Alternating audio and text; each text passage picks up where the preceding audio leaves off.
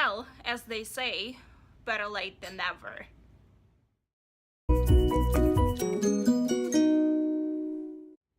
Hi everyone, Fox is here and I'm bringing you my February wrap-up. Finally! I know it's been a while and I'm quite aware that you will be watching this, I believe on 20th or 21st of March. So it's pretty late and I apologize for that, but the thing is that in February I decided to finally make these videos in which I talk. And since it was for me basically transition from stop motion videos into the talking videos, it took me a while to to find my footing, and I'm still trying to figure out what I'm doing. And that's why I didn't basically have any time to film the wrap up, but I was even considering, kind of skipping it since I'm doing weekly wrap-ups right now and I'm really enjoying them. I call them read in progress, if you don't know. But at some point I realized that there are quite a few books that I read in February that I really enjoyed and I want to talk about them. So I decided to make this video. Without further ado, let's get started. So in February, I read quite a few books. I read 6 novels, 7 graphic novels, and 5 ebooks. I'm not going to go into any detail about the ebooks because most of them were my rereads, and some of them were actually not that good, and I gave them about like 2 and 2.5 stars. I will leave all of the links to every single book that I've read in the description box down below, and I will also provide you with a link to my blog post in which I go into more details about the books that I've read. So let's get started with the novels. Most of the books that I read in February were from the library. That's why, unfortunately, I don't have any physical copies on hand, but I will be providing like photos of covers somewhere here. So the first book I would like to talk about is Taken, which is book number 1 in Foxcraft series by Inbaldi Serilis. I'm not sure if I'm pronouncing the name right, but I will post the name of the author somewhere here.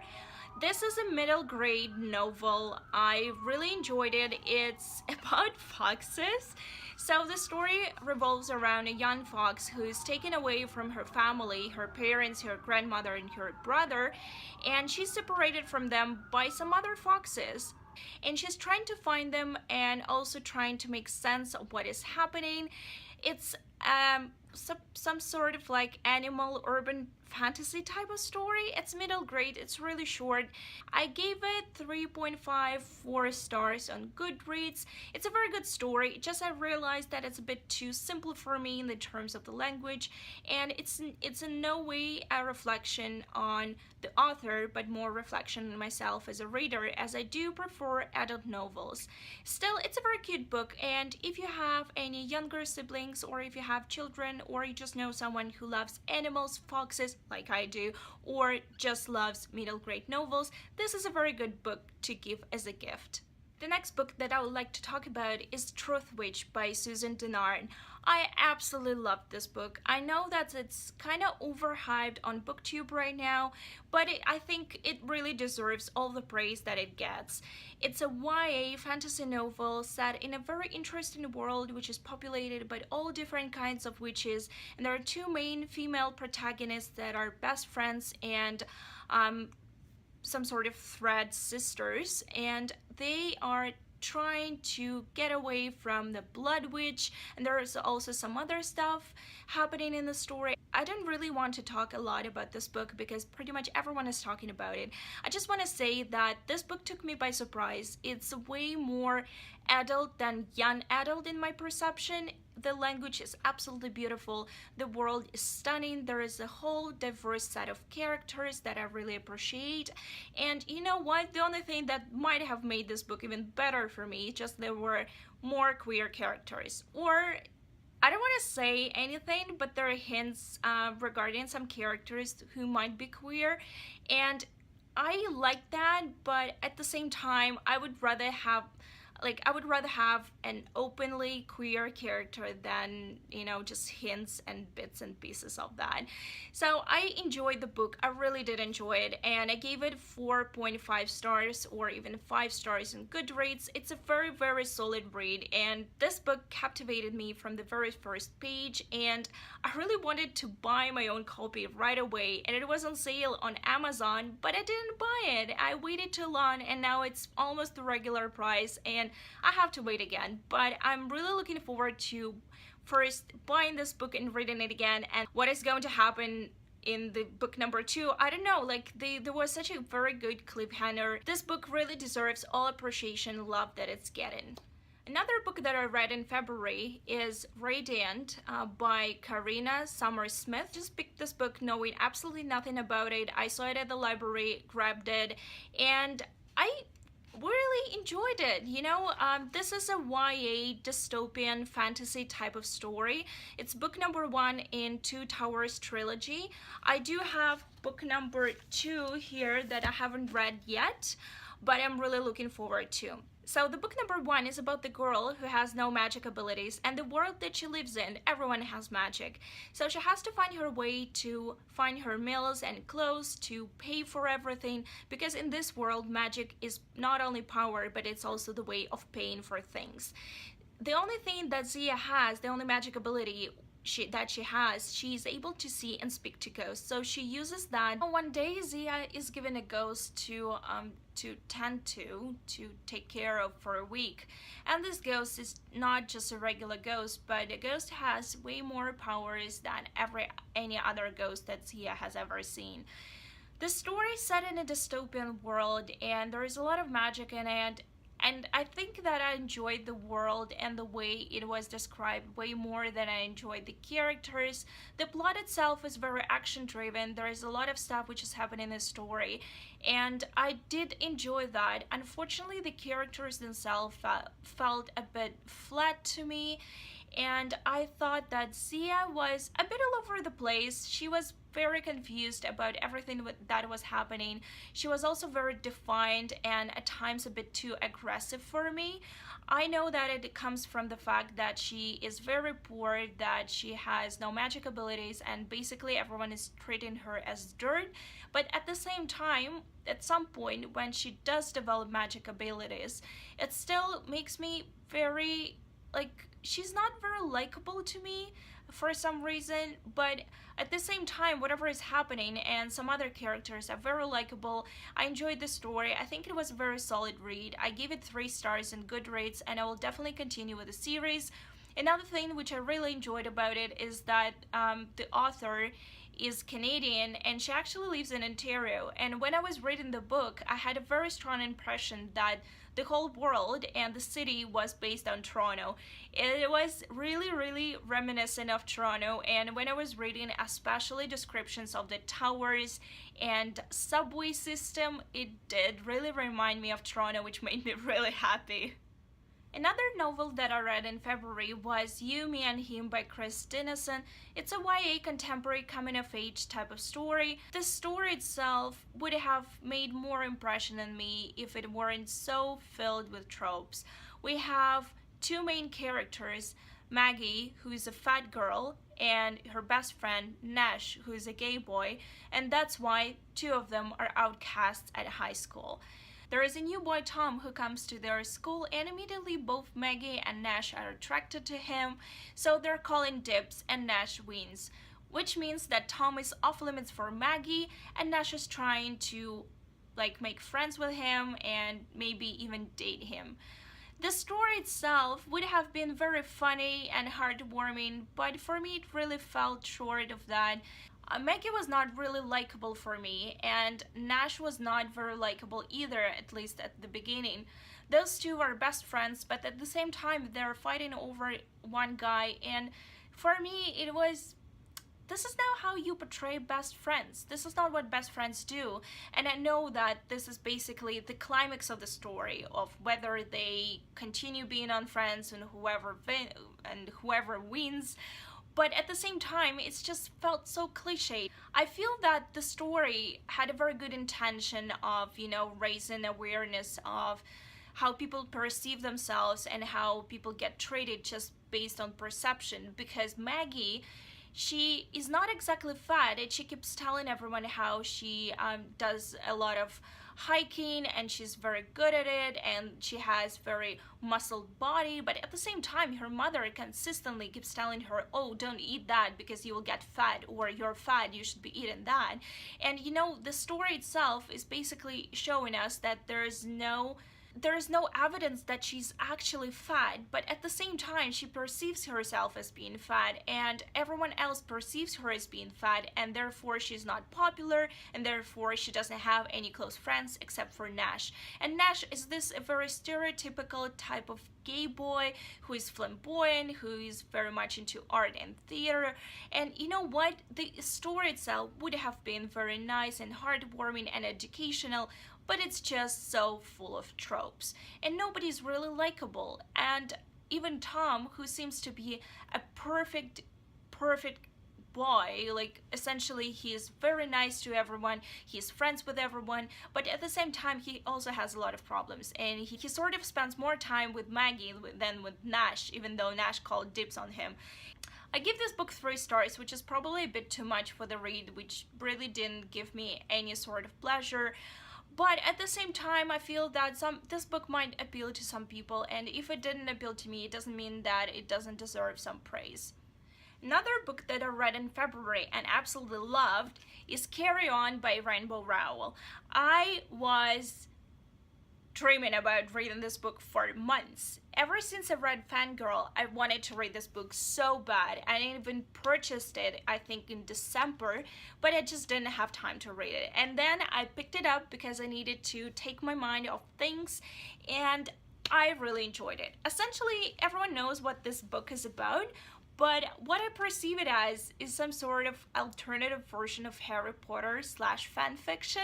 I know it sounds kind of weird, but this is what it is to me.